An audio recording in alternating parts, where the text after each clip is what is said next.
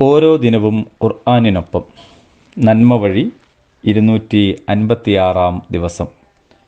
സൂറത്തുൽ ബഖറ 249. അസ്സലാമു അലൈക്കും വറഹ്മത്തുള്ളാഹി.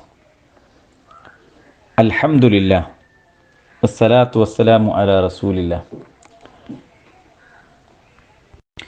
അഊദു ബില്ലാഹി മിനശ് ശൈത്വാനിർ റജീം.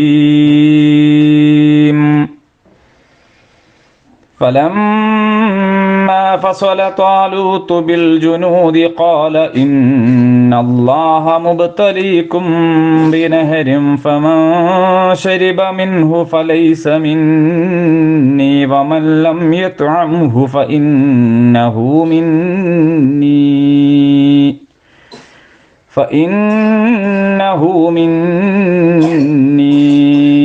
إلا من اغترف عرفة بيده فشربوا منه إلا قليلا منهم فلما جاوزه هو والذين آمنوا معه قالوا لا طاقة لنا اليوم بجالوت وجنوده قال الذين يظنون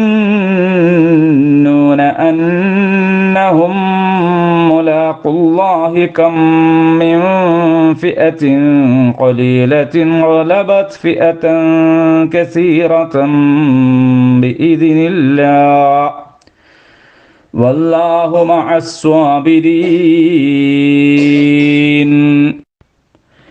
താലൂത്ത് സൈന്യവുമായി പുറപ്പെട്ടപ്പോൾ അവരോട് ഇപ്രകാരം പറഞ്ഞിട്ടുണ്ടായിരുന്നു: അള്ളാഹു നിങ്ങളെ ഒരു നദിയാൽ പരീക്ഷിക്കുന്നുണ്ട്. അതിൽ നിന്ന് വെള്ളം കുടിക്കുന്നവൻ എൻ്റെ കൂട്ടത്തിലുള്ളവനായിരിക്കുകയില്ല. അതിൽ നിന്ന് ഒട്ടും കുടിക്കാത്തവനായിരിക്കും എൻ്റെ കൂട്ടത്തിലുള്ളവൻ. ഒരു അര കൈക്കുടന്ന മാത്രം വല്ലവനും കോരി കുടിക്കുന്നെങ്കിൽ ക്ഷമിക്കപ്പെടും. എന്നിട്ട് സംഭവിച്ചതോ, അവരിൽ തുച്ഛം പേരൊഴിച്ച് എല്ലാവരും ആ നദിയിൽ നിന്ന് യഥേഷ്ടം കോരിക്കുടിച്ചു. താലൂത്തും കൂടെയുള്ള വിശ്വാസികളും നദി താണ്ടി മുന്നോട്ടു പോയപ്പോൾ അവർ പറഞ്ഞു: ജാലൂത്തിനെയും അവൻ്റെ പടയെയും നേരിടാനുള്ള കരുത്ത് നമുക്കിന്നില്ലല്ലോ.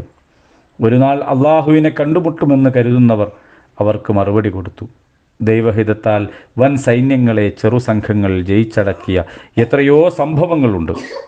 നിശ്ചയം സഹനശീലരുടെ കൂടെ അള്ളാഹു ഉണ്ട്. ഈ സൂക്തങ്ങൾ അവതരിച്ചത് ഹിജ്റയ്ക്ക് ശേഷം ബദർ യുദ്ധത്തിന് മുമ്പായിരുന്നു. ഇതിൽ സൂചിപ്പിക്കുന്ന ചരിത്രവും ബദറും തമ്മിൽ പ്രകടമായ ചില സാമ്യങ്ങളുണ്ട്. രണ്ട് യുദ്ധങ്ങളിലും ശത്രുക്കളുടെ അംഗസംഖ്യ വിശ്വാസികളുടേതിനേക്കാൾ ഇരട്ടിയിലധികമായിരുന്നു.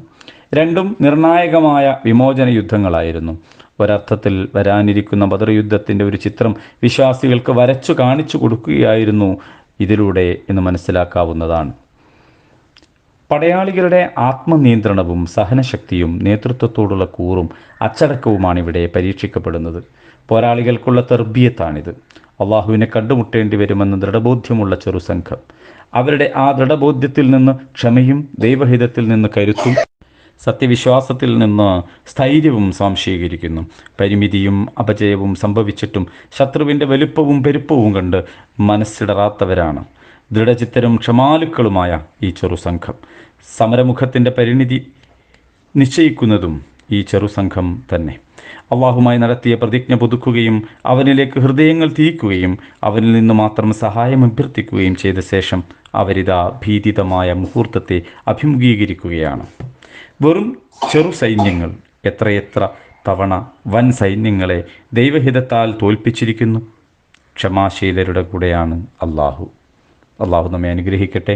അൽഹംദുലില്ലാഹി റബ്ബിൽ ആലമീൻ.